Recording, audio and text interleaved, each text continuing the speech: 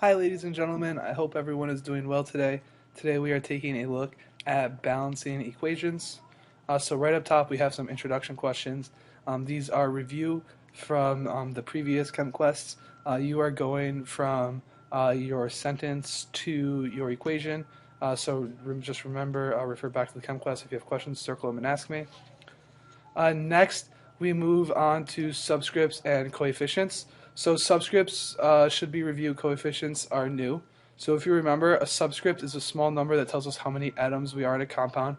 Remember, it's a small number next to the element.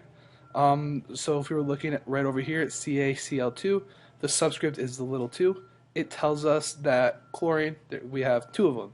Remember, if nothing is written, the subscript is 1. Next, we're introduced to coefficients. Coefficients, they come in front of the molecular compound, so it's a number in front. So if you were to look at the paragraph, you have 3 H2Os. So it's the 3 in front is the coefficient. Remember, the coefficient tells us how many molecules we have. It tells us how many waters we have. So coefficients are similar to subscripts in the sense that we can clear them to figure out how many of each atom we have. If you remember, subscripts only go to the element that's in front of it. Coefficients, however, coefficients go to every single atom in the molecule or the compound. So you have to clear this 3. You would have to multiply it by the 2 in hydrogen and the 1 in oxygen. Coefficients go to everything in the molecule, go to every atom in the molecule. So question 3. Question 3 is verifying that there are 32 oxygen atoms present. So you can do this 2 ways.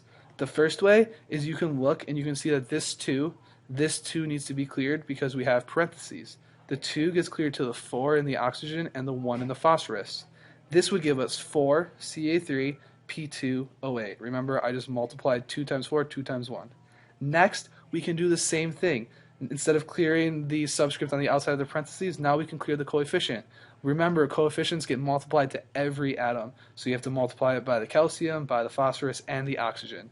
That would give us Ca12 P8O32. So you can see that there are 32 oxygens inside 4Ca3 parentheses PO4 parentheses 2. The other way you can do it is just multiply the subscripts together. You could see that this 2 needs to be multiplied by the 4, and then after you're going to multiply by the 4, you multiply by the 4 in front. So again, you could just multiply the coefficients and the subscripts together. If you choose to do it that way, make sure you pick the correct subscripts and coefficients. Next, we have some information on how to balance equations. So when you balance equations, essentially what you're going to do is you can compare the amount of each element on the left side and the right side of the arrow and compare it to each other. We want to make sure that you have the same amount on both sides of the arrow. We can take a look at this example right here. Sodium and chlorine react together to form sodium chloride. You can see that on the left side you have 2 chlorines and on the right side you have 1 chlorine. This is not possible because it breaks the law of conservation of mass and energy. Remember, the conservation law of mass and energy tells us that mass and energy will not be created or destroyed. So we need to make sure that everything is balanced. That way nothing is created, nothing is destroyed. So the first example in those notes is sodium chloride. I'm going to walk you guys through this. Again, all of this is listed in that paragraph. So remember, we got to compare the amount on the left side and the right side. So what I like to do is I like to write how much I have of each element right above it. So I know on the left side I have 1 sodium, 2 chlorines, 1 sodium, and 1 chlorine. So clearly I have 2 chlorines on the left side and 1 chlorine on the right side. When we balance equations, we only add coefficients. We never change the subscript. So what do we need to do? We need to add a coefficient to make chlorine have 2. We know that there are 1s here.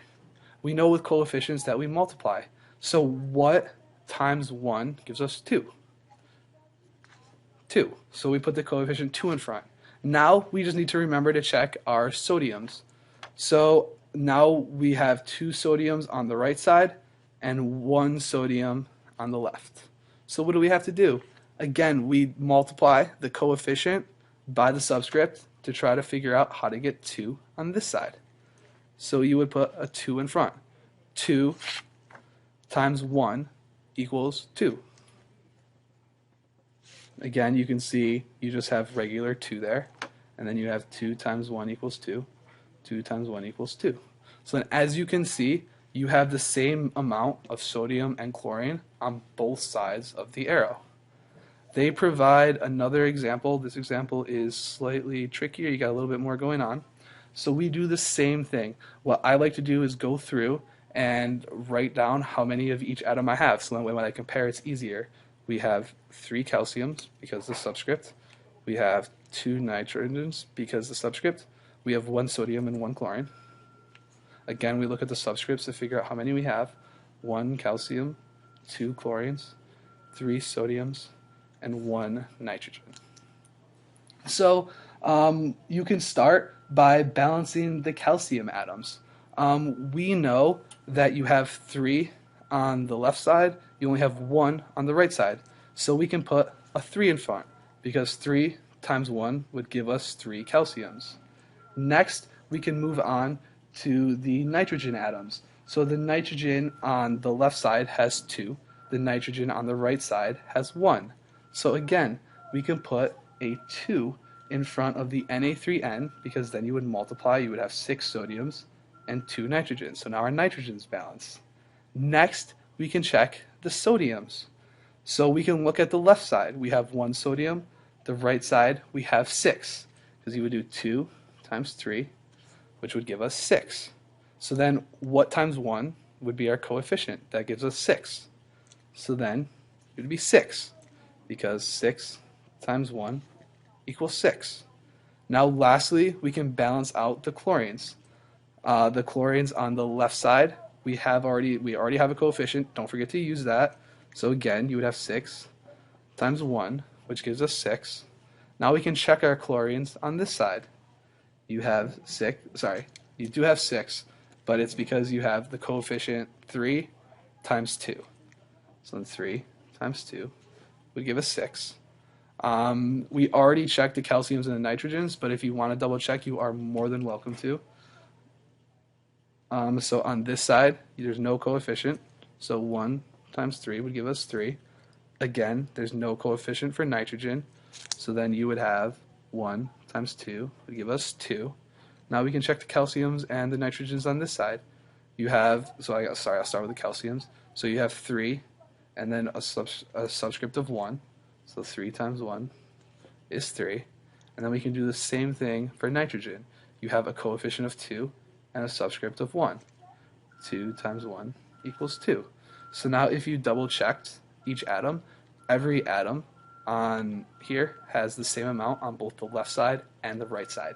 So that is kind of what you're doing when you are balancing reactions. One thing I wanted to make sure to highlight is when you balance equations, you never change the subscript. We only change the coefficients. Remember, the subscripts you get are from crisscrossing. They're based on the charge, so the subscripts do not change, only the coefficients. So we can talk about 5. Number 5, you're just figuring out which ones are properly balanced. You do not have to balance yet. So what I did here is I wrote down the amount of each atom I have present. Remember, I used the coefficient and the subscript. When there's a coefficient, make sure to multiply the coefficient by the subscript. So you can see I have 2 sodiums, 2 chlorines, and 1 copper on the left. On the right side, I have 1 copper, 2 chlorines, and 1 sodium. That does not balance out, so we can cross it off. Next, for B, C, and D, you guys can do the same way. Figure out how many of each atom you have. Do you have the same amount on the left side and the right side? If yes, then it is balanced. Question 6. So question 6 is now balancing the equations. So again, you can do this the same way. So start by figuring out how many of each atom you have on one side of the arrow. Compare it to how many you have on the other side. Then add coefficients to properly balance the equations. So I know that this can be tough. Because it's tough, you do have the answers for your next question. As question 7, they give you the answers to 6. So in question 7, remember where no coefficient is written, we assume it's 1. It's the same as when we use subscripts. When there's no subscripts written, we assume that it is 1. So check your answers. Please, if you have questions, make sure you circle them and bring them to class. Balancing is very important. We will do tons of practice problems with this.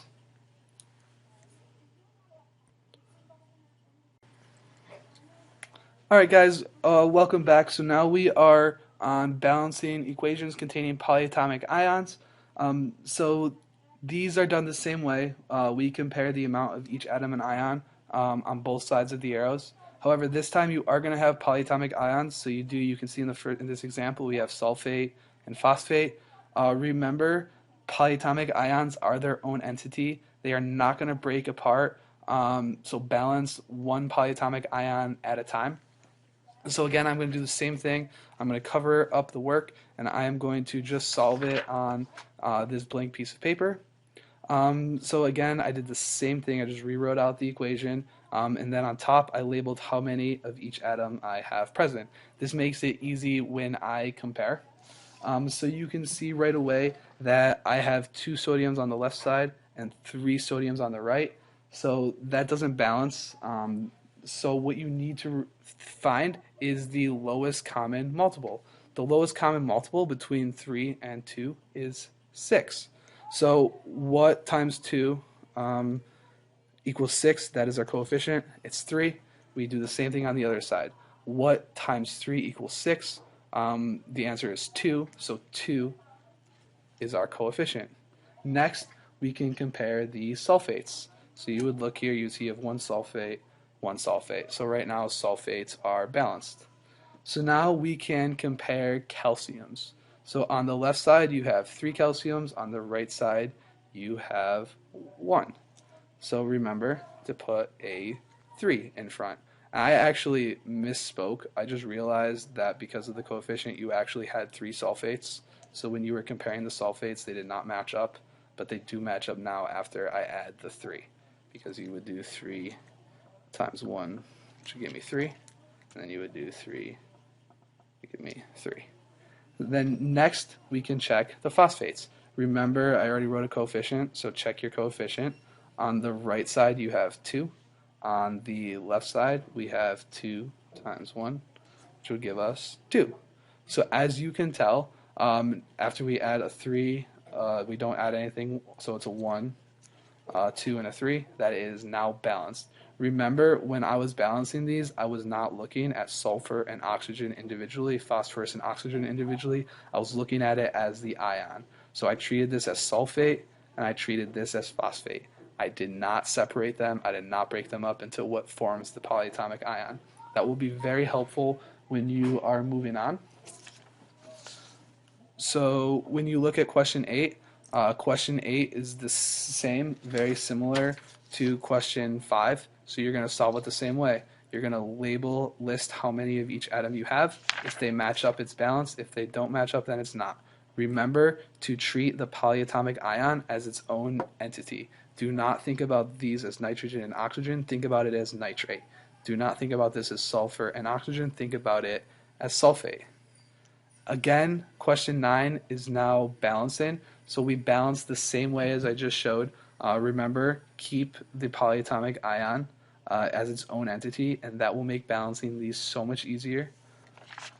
Again, just like the last time, there are the answers. Same as last time, if there's no number written for the coefficient, then we assume that it's 1.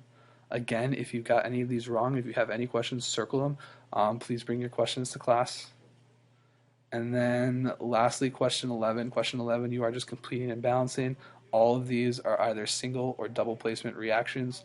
So remember, we switch ions that have similar signs of the charges. So we'll switch the positive ions or the negative ions depending on which you have. Like always, if you have any questions, please bring them to class. Please write down your questions so you don't have to try to remember it. I hope everyone has a good night.